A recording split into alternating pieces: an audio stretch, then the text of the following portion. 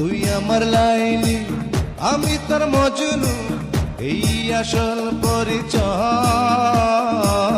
কল্পনাতে তোরে আমার কত কিছু মনে হয়।